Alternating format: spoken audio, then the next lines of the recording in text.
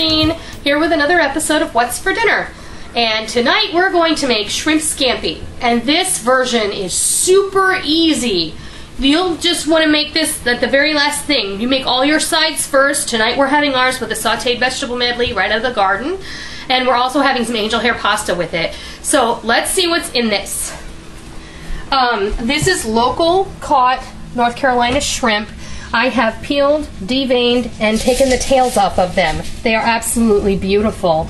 They are white shrimp, so they don't look like your typical tiger shrimp that you're used to seeing in the grocery store or in other parts of the country. You can see that they have a pinkish tinge to them, but these are North Carolina white shrimp, and they're taken right directly out of our waters in the Pamlico Sound. And we're also going to, this is 2 pounds of shrimp, if I didn't mention that. A stick of butter, 1 lemon that we're going to squeeze in there, 2 tablespoons or as much as you like. I like a lot of garlic. I was fortunate enough to find this at Whole Foods. This jar of organic minced prepared garlic was about $10 because I know some of you are going to ask me that. We're going to use Old Bay seasoning, Mrs. Dash. We're going to use some paprika and some sea salt at the end. So, watch what I'm going to do. I'm going to put this butter in this pan, and I have preheated my oven. And we're going to set that in there for a few minutes until that butter is melted. And I'll come back in just a few. As soon as that's melted, I'll show you what happens next. Okay, our butter is melted. Don't let it sit in there too long. You don't want it to burn. But the next thing we're going to do, it's going to be awesome, is we're going to, look at this.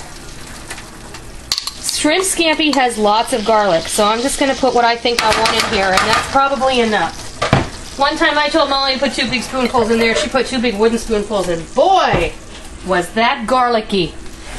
Let's see here. I'm just going to mix this in.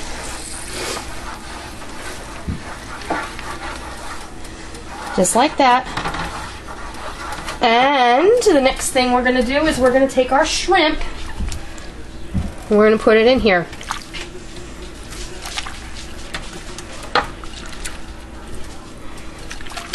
Now I know this isn't what some of you would consider traditional scampi, but it's really very accessible to make it like this. You can use frozen shrimp if that's what you have, you know, at your disposal. But fresh shrimp is always the best. And try, if you can, I mean, I hate buying shrimp that says, you know, raised in Thailand. I really don't really care for that. But I prefer the local stuff. And of course, if you live in the middle of the country, you don't have access to local shrimp. I understand that. So the frozen stuff, but buy frozen raw shrimp and make sure you always buy it with the shells on, because it tends to be a little fresher. If you buy it with the shells off, they tend to get freezer burnt and they shrivel up really bad. So I did actually devein those. That's one that got away from me. Alright, now the next thing we're going to do, we're going to put this back in the oven. Now I have my oven at 350. I'm just going to put those in there. 5 minutes. That's all that's going to take. Be careful and watch them very closely, because there's nothing worse than an overcooked shrimp. It's like eating a pencil eraser. You don't want to do that after all this hard work. You're making this wonderful meal, and you want to keep a close eye on it. Just stand in front of the stove while you're stirring your pasta, and everything will be fine. I'll be right back. Our shrimp are just about done. I think they're done. I'm going to give these a stir. I have been stirring them and checking them occasionally. Probably didn't. It ended up being a little more than 5 minutes, but you see how they've curled nicely. There's no more, they don't look like you can see through them anymore, so they've become opaque, not translucent anymore. There's still a little carryover heat in here, so they'll still continue cooking because this pan is nice and warm.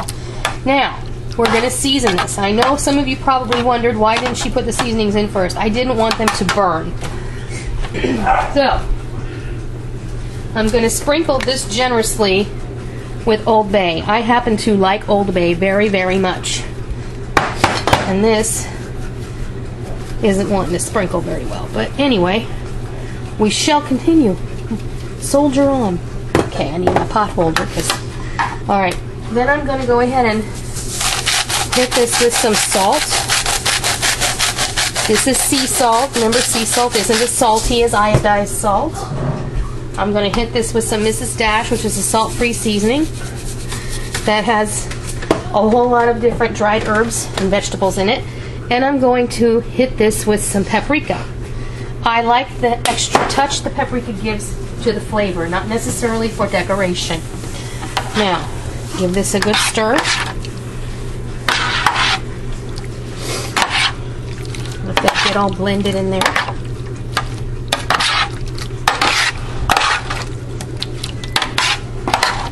You don't want one thing to have a whole bunch of, you know, spice piled up on it. I mean, it'll be a nice mouthful, but some people might not enjoy that overly seasoned taste all in one mouthful. So, next are lemons.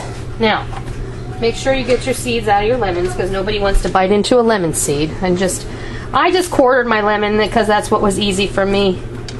And lemons, depending on the time of year, they're either really seedy or they're not seedy at all. See, this particular lemon had a lot of seeds in it. So, squeeze that in there and we'll dump the skins down the disposal. Oops, see, I had a seed I missed. So, whoever gets that one has to wash the dishes.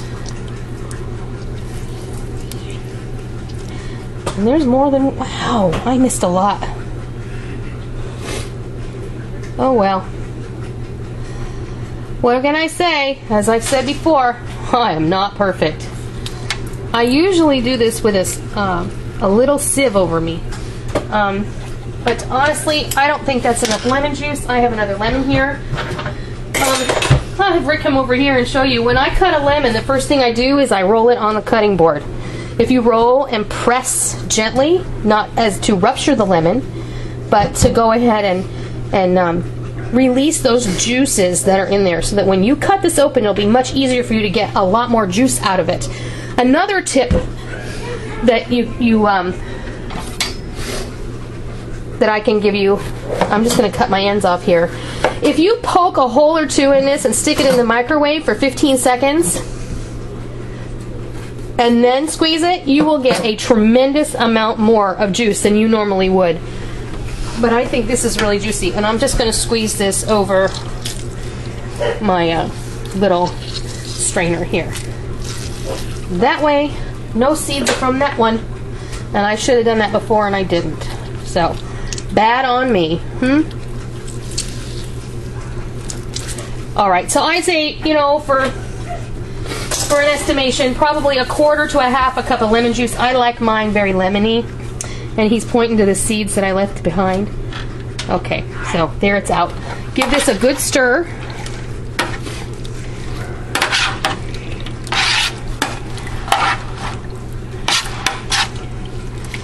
Have the husband taste it for seasoning. Perfect. Perfect. All right. All right, well, you know what time it is. It is time to fix you a plate. I hope you're hungry. And give my pasta a good toss here. I put some olive oil on this. Also made a vegetable medley out of garden vegetables. You see there's red, green, yellow, and orange peppers in there. There's some eggplant, some Japanese eggplant, some onion, some garlic, and some tomatoes in there. And it looks fantastic. It tastes really good. I've already tried it. So,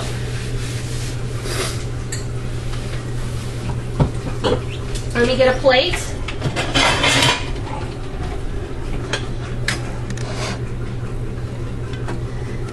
Get you some pasta.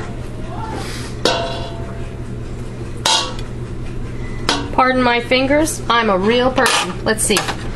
I'm going to just nestle these shrimp on top of the pasta.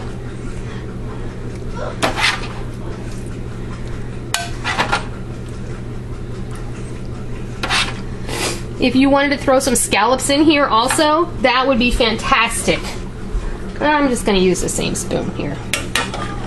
Put some of these vegetables on the side. Okay, you want to tell me that doesn't look lovely? Because I think that looks fantastic. Alright, I'll get you a fork.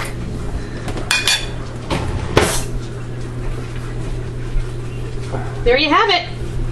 Shrimp scampi with angel hair pasta and vegetable sauté. That's what's for dinner at my house. And who could forget the Fat Tire Ale? It's been a long day, and that tastes really good. So, I hope you try this. Here's that ale. Half drunk. I'm not half drunk. I half drank that. Not drunk. I hope you try this, and I hope you enjoy it. So until next time, I'll see ya!